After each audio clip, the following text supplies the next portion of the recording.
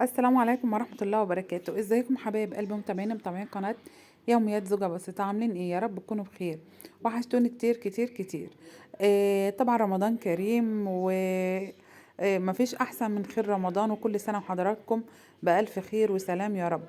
اللهم بلغنا ليلة القدر، اللهم اعتق رقبانا من النار يا رب العالمين.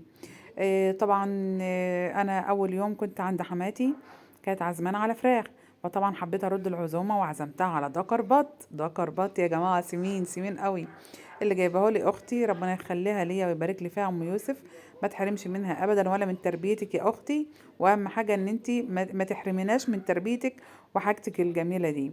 عملت انا بقى دكر البط ازاي؟ عملته بط ومحشي تاني يوم، ما حبيتش اعمل اول يوم على اساس ان اول يوم ده بيبقى إيه يعني الناس عايزه تاكل اكل خفيف، فعملنا يا دوبك فراخ كده يعني وخلاص، وكان الله بالسر عليم. وحبيت بقى ان انا اعمل لهم البط ده تاني يوم.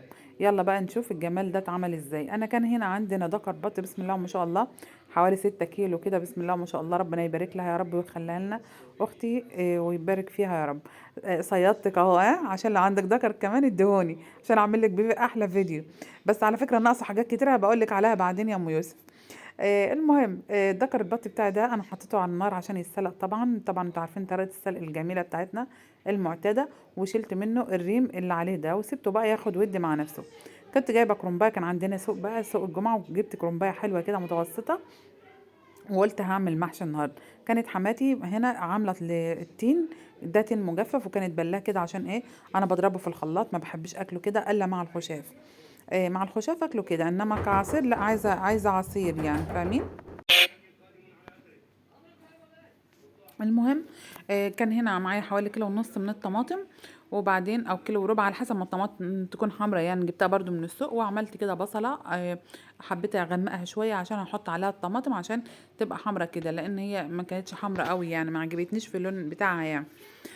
وبعد كده حطيت عليها الطماطم وطبعا الخلطة بقى بتاعت المحشي كلنا عارفينها، اللي هي عبارة عن شبت كتير وكزبرة وكمان بصل وتوم والرز. بنغسل الرز ونحط كده ونلخبطهم كده على بعض، او ندمجهم كده مع بعض، وبعد كده نسيب الصلصة بتاعتنا لما بتأثر او تنشف شويه، وبعد كده بنقوم حاطينها على خلطه المحشي. في ناس بقى بيعملوه بطريقه مختلفه، انا بحب الطريقه دي، ودي هي دي اللي بعتمدها بصراحه يعني في المحشي بتاعي، وبحبها قوي يعني. وبحط كده حوالي مثلا نص راس توم كده طريه يعني، يعني طريه يعني نيه يعني. بحطها كده فبتدي لها ريحه وطعم تاني. الكمون بقى حطي بهارات مشكله ما اقولكيش، المحشي ده حابب البهارات وبيموت في البهارات. وكمان معاك قرنين شطه كده اخضر حطيهم مع شويه شطه عاديين. بصراحه شويه زيت.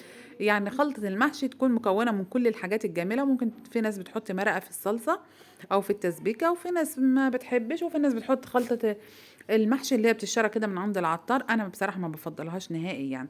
ابتديت إن أنا أدمج في المكونات بتاعتي الجميلة المسكرة دي يعني الحلوة دي، عشان بقى هديه لحماتي بقى بره تعمل تحشيه او تلفه يعني. هي تبتدي تلف شويه وانا هبتدي معاها بقى، بس لما نخلص بقى نظافه المطبخ اللي انتوا عارفينها بقى، لان حوالي المحشي ده بيبقى حاجات كتير وكراكيب كتير، فانا لازم اعمل. خلاص لفيناها انا وهي كده، وبالهنا والشفا على قلبنا يعني وصحتنا يعني، الحمد لله. بوم بعد ما لفينا الحله الجميله دي وحطيت كده طبق، وابتديت اسقيه بالشوربه بتاعتي اللي هي بتاعت البط. كان البط بتاعت بقى استوى وما استعجلناش يعني. وبعدين سقيته كده بالشوربه كده المرقه يعني، وقمت حاطاه.